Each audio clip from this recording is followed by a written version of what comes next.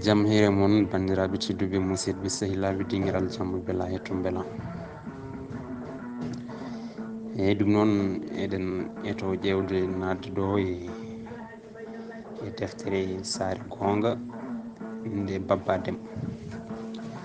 Tawi eɗen natiro ɗo e sankare dono ko beetawe tawi bottaji cagginaka nde kabaru ummori maayo wonde dono yoolima. Yimɓe paayi ndiri tindi maayo, rewɓe sukaɓe ina goya, sagataɓe ina doga, ɓeɓe pucci, ɓeɓe sarataji, ɓeɓe tamaki. Andama kam ko laana jolnuno ko dawoɓe yuwi hakkude maayo. Dono jolano e laana he koto loranno fatata to falo mabɓe o nani gulali. O woppiri noon golle makko o dogi o tindi tufde. Hakke fayre omo addori jalo makko moddugo ɓakkere. O yetti tan o weddirigo noon o fiyi ndiyam gam faaboyade ɓe mbawa lumbade ɓe. Hay comci makko o ɓortani. O ɓooyi walludeɓe o dandi hewɓene kay. Kono nde o ari e Sadio tawi ko on ina tampi ala ko heddi so wona ina yoolo. Nde o yetti e Sadio tan on diw ngottili e makko o ronki ɓoccitade saka lumbade. Ko ni ɓe muusi ɓe ndebbi. Ko nden woni nde ɓurnoɓe yawde e wulloynoɓe tawi jettima goni e yilade ɓe. Sadio kam adi yitede tawi omo faɗɗi. Ɓe jonkimo ɓe palimo e puccu dogna. O tuusi kanko kam gena dandimo. Dono noon yimɓe jiilimo ɗum ko juuti jiyani. Yimɓe goni jiilaw hande o yitoyno tawi kanko kam hawri e ladial. Yimɓe gundimo pawimo e saret kuuri e makko gude. Taw toronoɗo foof ronki tiɗande ɗum ɓernde woni o wayti. Hay goto wawa tiɗande ɗum ɓernde. Yimɓe kayliti tindi wuro. Kurtol ko gotol gila maayo ha wuro ɓe ina goya ɓe ina ino. Worɓe ɓe kam hay goto selani. Kamɓe foof ɓe tindi ko genale. Tawi rewɓe naye ɓe ɓattini ndiyam. Nde yimɓe kolla legal mabɓe e bammuli he jiili hen to neɗɗo ubbaka goni asande ɗon dono. Ko nden gandumi mayɗo foof ina jogui ɗo foti ubbede e genale he. Deke bammuli ɗe ko leeɗe kala leegal e wuuro he ina jogui toon leegal. Mawɓe ɓe keeɓi ko bowal mayɓe duulete ɗo goni e wirdude sagataɓe pecci. Ɓe ina lomtodira e gasirɗe ɓe ƴefti jambe ina jiilo kirimmeje. Yimɓe goni hen hande gaska ka yani. Dono fala e jeesi yimɓe omo woni e kasanka omo hura wudere sañade e goski omo fala. Hakke yimɓe hewde ko sappeji jeeɗiɗi waɗa. Nde silmina sagataɓe ƴefti goskiki tindi e gaska he ko ɗon ɓerdam boni. Nde dono lelna e ka paali ka nangue dangue ngel lesɓiti leydi seeɗa sakka beele lelde nde ina feewa o baggira ɓooɗe. Defiyal pondanogal e gaska he fala dow mire keblanode cukkira cireeli leydi sara ndiyam fawa hen ko adi nde yimɓe ƴeftata peeluji pawri hen leydi ha waɗi jowre kirimmeji e kooce pawa dow yimɓe duwi pewti wuro. Ko hedde takkosan yimɓe garti wirwirde makko.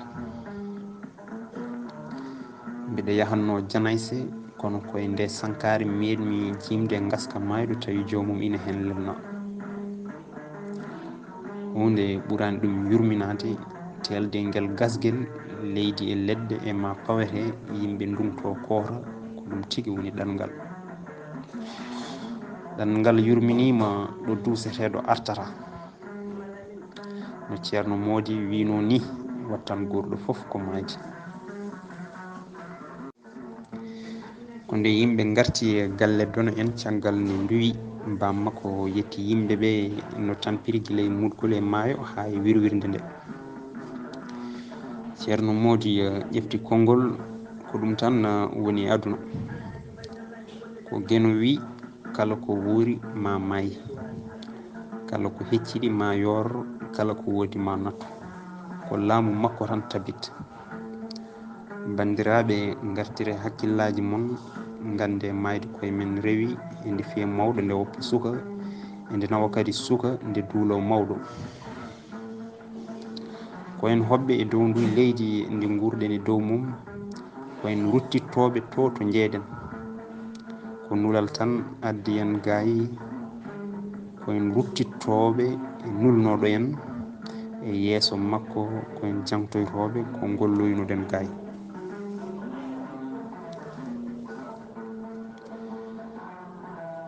duttitoɗe e laawol ngol jomumen yamiri en yo en ndew tepame koye maale dargal gonɗen.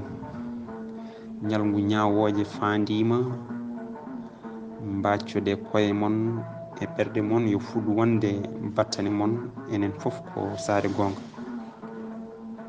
ko toon jeyɗen. yo gene waɗen e laawol portingol yo yurmo jaaɗowo yaafo ɗum. nde ceerno Moodi gasni nde yimɓe gummi kooti, moni fof e yeeso mum sunare ina feeñi hen. mayde fof ina muusi, kono nde sagata tawi ko peral ɓuri hamnade. min kam ko cunimi ko fof ko hooram tan miijotomi, ngam nde mayde siftini kam min komi maayo.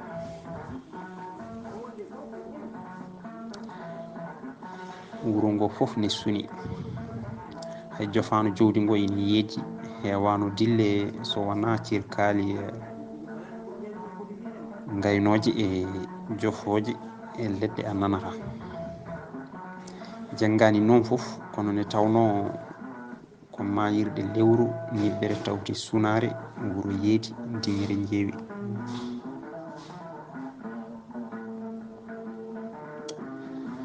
nde wonno bottari kam hannde ko geno haaɗi, nde kirtimi tan mi leeli, mbiɗa tampi mi ronki ɗanade. somi muɓɓi gite tan jiyammi kono yimɓeɓe mutiranno e maayo ina jiilo ni, gulali rewɓe ɗine garta e noppam hen. mbiɗa miijo no donno tan lelnira e ka paali ka nangue ubba. dono ko fedde amen dow ko duuɓi 25 tan o dañi, kono dono ko gueƴum yimɓe kala, ala fof mo ronki yewtidde. kala haaju mo gadduɗa e makko o waɗata ɗum ko haaju makko. nde jiiɗa dono fof ko ina jala. mayde nde yurminade, min koko ceerno Moodi rewanno ina refto ko ɓuri hulɓindemi koyen hoɓɓe e ndi leydi. mi miijo mi tawa hayɗo lelimi ɗo, mayde ina wawi tawdemi ɗon. mi woɗɗo e miijo hami sikka fuɗoɓe tawata kam ɗon, walla nde ceerno Moodi wi enen fof ko Sahre goonga woni battane men, gay koyen nulaɓe gay tan, koyen ruttittoɓe e nulnoɗo en gam jamtoyade. ɗo miijotomi ɗo ciftormi nde babam nannannomi jangde nde, o wino ceerno ko nda waɗanam o e lawol portingol he, andinmo holko woni nulal makko. ceerno heɓɓiti wimo foddema waɗi, so weeli gueno mami rewnimo e lawol portingol. koto ceerno Moodi gandumi nulal nulami ngal woni koye deftere nde woni, te yimɓe jinneji foof tagiraka so wona walla ngal nulal. koye ɗemgal ngal mi muynani jangguinami holko woni nulalam. nde tawno mi famani hawri e babam sankima ɓarmi alwalam tindimi e ceerno goɗɗo elle ko joom nulal gongal on jangguinimi ko muynagal kalatengal jewtirtengal piratengal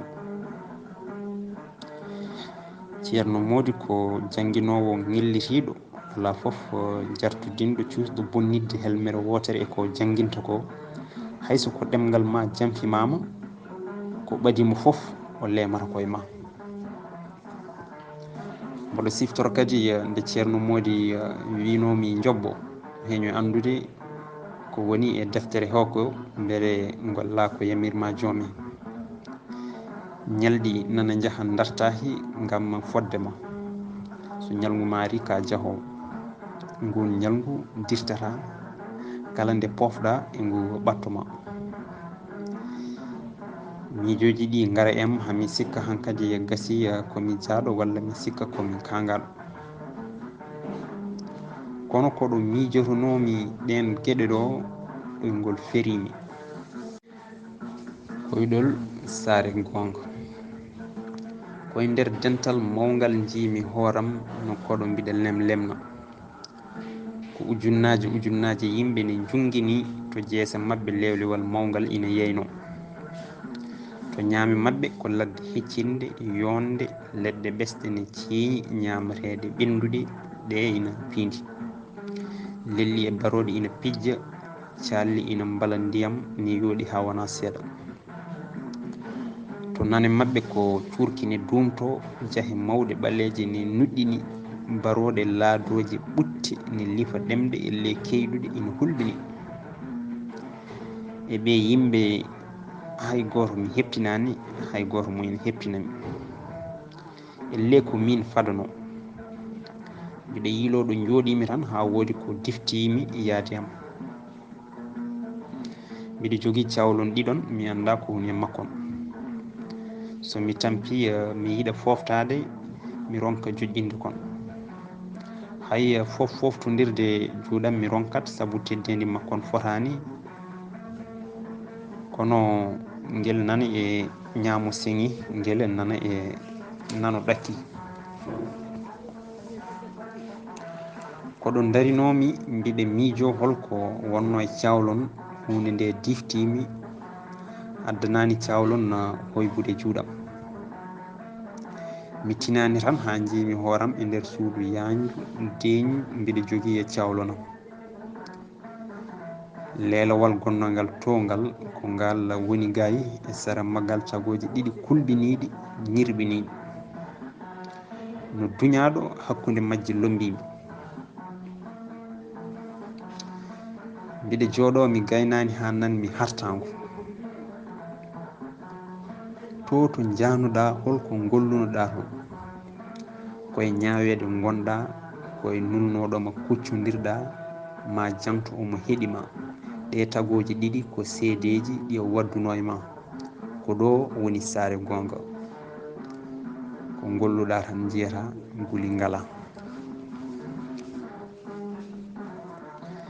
dande nde deƴƴi tan ha jiimi cawguel gonnogel e junggam ñamogel saami mi teyani guel woni e fiftade kadi mi teyani ɗum kadi kulol jagguimi tan ha feeñi e jeese amen no aya o habrirde tiggu ina jooɗi ko goto hay goto wondani wona yumma wona baaba omo mawna haw daari foof dey omo mawna haw woni e yaade mbiɗa daara ɗo jooɗinomi tan guiddumi jottimi ko min hollirteɗo ciftormi koye ñawede gonmi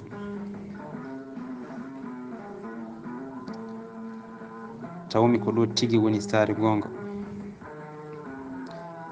ew mbiɗa yiiya ɗo kofimi mbiɗa jaggui alwalam mbiɗa jangga dande dow jimi mbiɗa julda e almuɓe ceerno ina ardi beltimi jeeƴimi e seedeji mbadi mabɓe waylaji lefol jokki jimi mbiɗa sakko gumɗo mbiɗa watta majjuɗo e lawol suudu no deeƴi hay goto dillata woodi ko yalti jiɗmi ɓaje goto e wajiɓe he tawmi eɓe laara ɓe majata ndeke ɓe jii nde nanmi e Jamma mboɗo juula nde nanmi e safrirdu mbiɗa salmina ñawɓe ɓe mi annda jimi horam kadi e lewru korka mboɗo hoori mutal ina faandi mbiɗa sakko tamoroje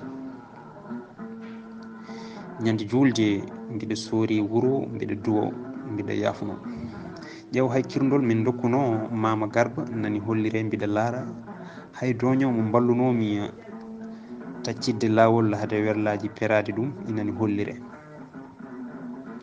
mbiɗa welti sabu ko golle moƴƴe tan gollumi joyi jow fof mi yiɗa bajje wajiɓe mi tawa eɓe hen kucciti eɓe laara gasiri ko mbiɗa mawnina gueno mbiɗa yettamo mbiɗa juula e nulaɗo makko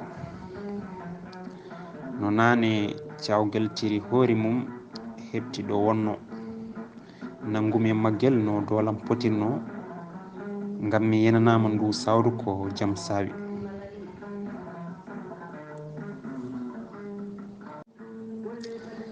komin jeeɓata ko fof mi yejjiti mbiɗa joguino sawdu wondu ete ko jooɗimi ko addanani ndu sertude e junggam nano hen tan ha hartango ummi e leelawal he kayrune ndu ɓocciti ndu woni e fittade pewnitimi kuccinmi ayaw habridde tan ha jimi sagata ina dari o kam mi sikkirayni ngam tawi mi mawni adi hollirede fof ko mbiɗa dugda e nenam jaltumi babam noddimi mbimi arani wayi kersumi ɗo jooɗinomi ɗo jeeƴimi e wajiɓe ɓe mbaylaki ni hunde jokki mbiɗa laara birtimi yimɓe ne juula gonmi e jalkiddeɓe ponmi sisa jooɗimi gonmi e jawindi goto e mabɓe sondi wi mi yaafaki mi yarlaki simmeji moon bonɗi caggal nde silmini mbimomi yo tarñane yo marñane yo wontane guel gooti jalmi jokkumi eko cimmornomi ɗonne kersumi ƴeew hollira ko mbiɗa rewi e joom suudu guelajo mbiɗa tappiso saaha fof mi fawa e makko junggam mi welto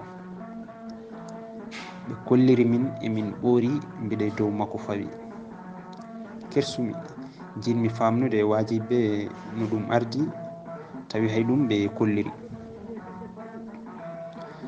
lefol ina yaaha dartaki ha garmi bidik ñalmimi simme warka ha joni mi yoɓani ɓe kolliri kadi mboɗo darodi e suka debbo ko nogay noddirmomi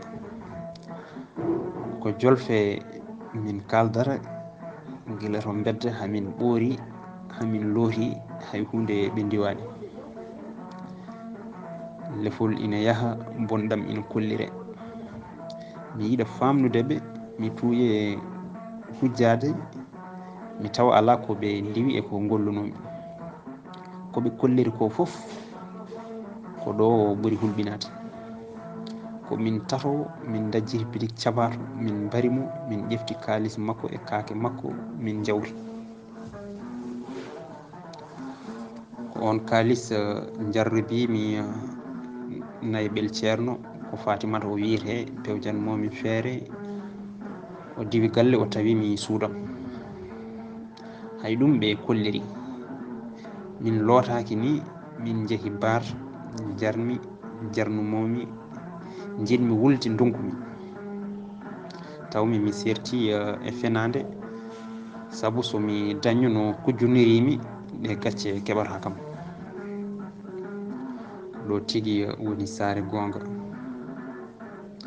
lemimi nano e ñaamo tumminiɓe ɓe mosani ɓe kollirimi joni ko mbiɗa wonti bilejo ceede gallaɗi e jalaŋuji hay almuɓamɓe ina kollire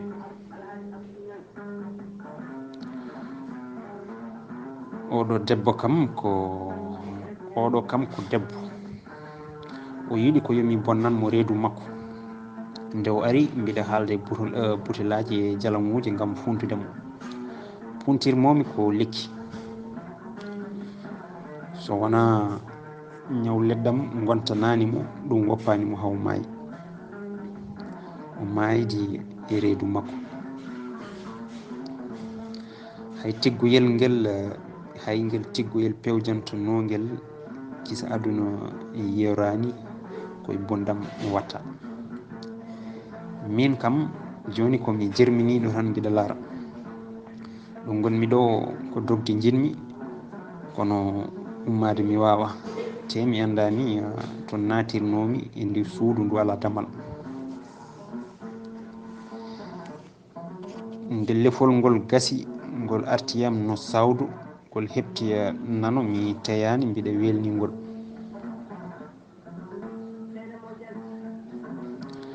ko ɗon tagore joɗinode banggam ñamude ummi sujjani lelowal ngal wi joomam koye walla bo makko ñaamu joƴƴinnoɗami mi windani so wona ko golluno ko lurdani e jamiroje maɗa.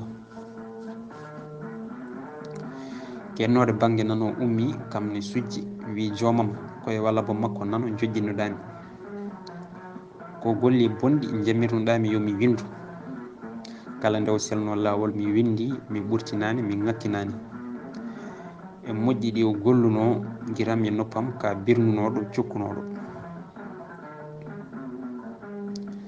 no maaje ɓe majjirimi e ndu suudu ndu ala damal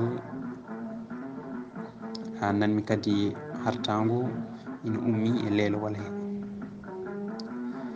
nawemo yo tawtoy ɓe yedduɓe mboɗo fodaniɓe jeygol e cattude lefte mami rewnuɓe e siraɗi mi andinaɓe holko woni huɗamata. mbiɗa lemo ɗo ɓurtimi beele dogde hay seredu mi yiyani